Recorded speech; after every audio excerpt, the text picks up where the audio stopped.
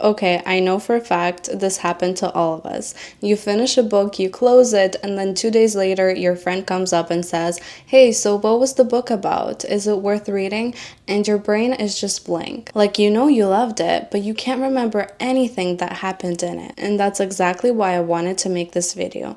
The trend on TikTok and here on YouTube is to read as many books as you can. You are more likely to click on a video when someone is doing a book haul with 30 books rather than a book haul with 5 books, because then you wonder, hey, how could they afford all this? Or girls who have 300 books on their TBR but still buy more. But to me, reading doesn't make sense if 3 months after you finish the book, you can't remember what it's about. Then what's the point? If you don't know me, my name is Tanya, and this channel is all about books, lifestyle, and all the little things that make life feel inspiring and intentional. And today I want to help you remember everything you read, so you no longer look at the title of the book and wonder if you've read it or not. Now, I've been there too. For example, in June, I read this book, An Honest Lie by Tarryn Fisher, and I absolutely loved it. But if you told me to retell you what the story is about, I wouldn't be able to. Like, I knew the plot was good. At the end of the book, there was a plot twist that blew my mind, but I can't tell you anything about it, and that's when I knew there's a problem. So I decided to figure it out and fix it, and now I'm sharing this with you. Not just how to remember more of what you read,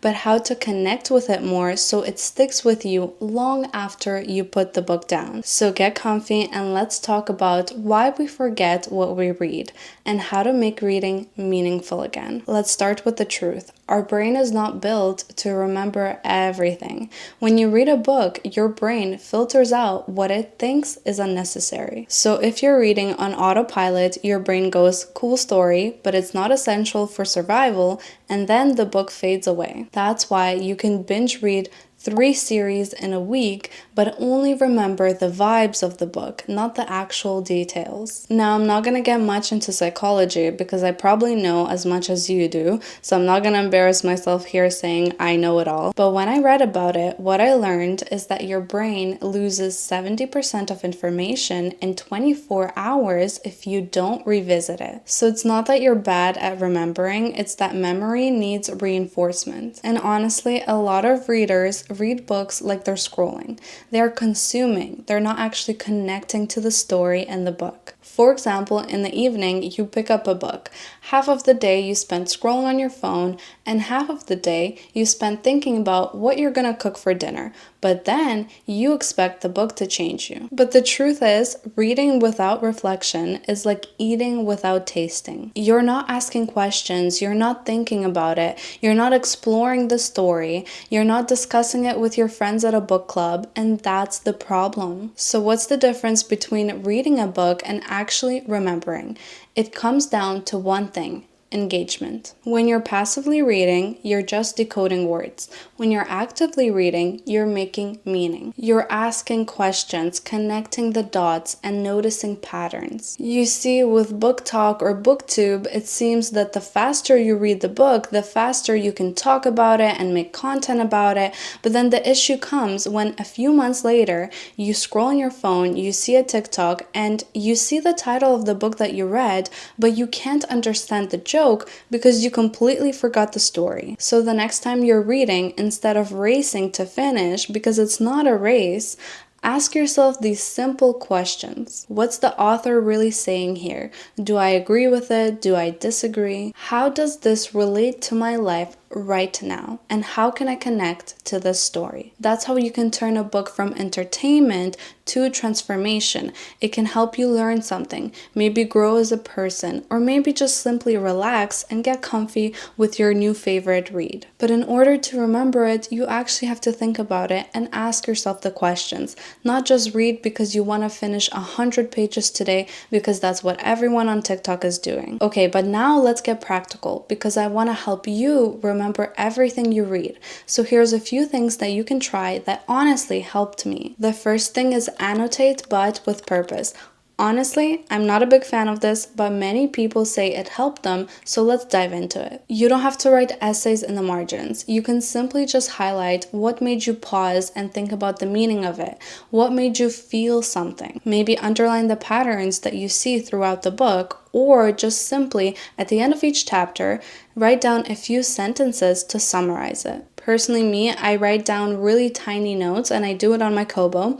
But point is, I write down something like maybe the theme of it, or I could just write down, oh my God, which would mean that it shocked me so much that I literally had to underline it or highlight it and have it stand out. Think about it. You will never read the same book for the first time again. So those feelings that you're feeling are true, they're real, they're authentic. And when you write it down, when you come back to it to revisit that chapter or revisit that book, you will remember everything you felt back then. It sounds small, but when you come back to it later, like a few months from then or a few years, you realize the impact that sentence or that chapter had on you. Now, I hate writing in books. I would rather die. That's how much I hate it. But I use my Kobo. I know, it's a personal preference, and a lot of people on TikTok do this, but I just can't stand the thought of me writing or highlighting my physical book. So what I do is if I read on my Kobo, I will highlight the lines I want to go back to or write down little notes. But if I'm reading a physical book, I will never do that. But what I do is if I have my journal near and I think that this is something I want to reread again, I can write down the chapter and the page number, or I can write down the exact line, or I can just summarize it and do little points. If I don't have my journal, then I just simply go on my notes app on my phone and I do the same thing. Now let's move on to the next point, which is summarize the book in your own words. So after I finish a book, I take a few minutes while it's still fresh in my brain to write down a mini summary. Not for Instagram, not for my YouTube channel, just for myself. Now I used to do this on the notes app, but recently we have a new addition. I'm gonna finally use the journal that's been sitting in my drawer for a year. And I'm gonna jot down everything about the book. When I started it, when I finished it, what rating I would give it, and the summary, the questions I might have towards the author, towards the book, or for future discussions. Now, on the notes app, I liked it, but I had a lot of other different notes. Like, for example, I would do like recipes or other stuff that I saved that I never went back to. And so it wasn't that comfortable. And I think a physical notebook will be much better. Another thing you can do is I bought this. It's a book review. It's like these little notes. I already did one for the Christmas tree farm. Honestly, this is so cute. I'm definitely going to keep doing this, and I'm just going to stick it into the journal. So I'm going to write down the summary in the journal, all the key points, and then I'm just going to stick this in. I honestly think this is golden. You can go back to it a year from now, a few months from now, and if I started this in June, I would have known what this book is about. Now I'll probably have to read the summary online or reread this whole thing because honestly, I can't remember. I know it's really good, but I cannot for the life of me remember what the hell happened in it. Anyways, that's my problem. Now, you don't have to copy everything in the journal that you highlighted in the book. That's not what the journal's for. It's mostly just to summarize, and then you can go back to it at any time and remember what the book made you feel, what the book is about, what the storyline is about, who are the characters, and so on. Now, if you want to write down all the things you highlighted, go for it. I just don't have the time and energy for it. I don't want to do that. Now, moving on to point number 3 is talk about it. This is the most underrated one. When you're explaining the book to someone or make a YouTube video about it or just literally jot it down in your journal, like we've talked before, it helps your brain organize the information. If you have a friend reading the same book as you, hop on a quick call or maybe go grab a coffee and have a small discussion about it. If you use Fable, you can join book clubs or engage in different discussions and read the same book with many other people. There's many different ways to go about it, but the most important thing is talking about it and retelling the story, even if it's just with yourself. So if you don't have a friend or you don't want to go on Fable, Just sit down, turn on the camera, or record a voice memo and just talk about it. The last thing I have for you is revisit your favorites. You don't have to reread the entire book. You can go back to your highlights or maybe reread a chapter or simply watch a discussion on YouTube. That's why I think starting a journal is so important, because at any time you can go back, see what you liked, see what you didn't like, what rating you gave it, and so on. Memory loves repetition, and every time you revisit a story or you tell it to a friend, your brain thinks, this does matter, and you remember it. But I think part of remembering a book isn't just about notes or highlighting or writing down the summary. It's about how it makes you feel. You remember books that made you feel something, even if you forget the plot and the details. So sometimes, instead of focusing on remembering the details, you can ask yourself a few questions. What did the story teach me about myself? How did I connect to it? What I liked about it? What I didn't like about it? And so on. Because that's what lasts. When a book mirrors something you're going through, or you can connect to it emotionally, that's way more powerful than memorizing quotes. Now, I used to measure my reading progress with how many books I've read, but now I measure it with how many books I remember. I started reading slower, writing down mini summaries, annotating, talking about the books on my channel, and if I need to take a break, I take a break. My process now looks something like this. I pick one book that matches my mood or my mindset. If it's in my Kobo, I write down notes and highlight different lines,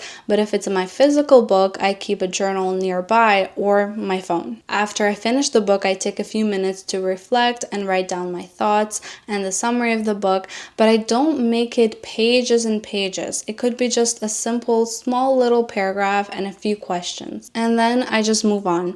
It's actually wild how much I started to retain when I'm being intentional. Remembering a book isn't about having a photographic memory. It's about connecting to the book and making meaning with it. The more connections you build, the more information your brain keeps. So if you've been struggling to remember the books you've read, you're not alone. We all live in a fast-paced reading culture where finishing 100 books a year is an achievement. But honestly, the books that matter are the ones that change you, that make you feel something, not just the ones you finished. Now I want to hear from you. What's one book you finished and you still think about it? Drop a comment, because I'm very curious what stories have stuck with you. And if you've enjoyed this video or this video was helpful, don't forget to like and subscribe. This really helps my channel grow and expand our little community. Thanks for watching, and I'll see you soon.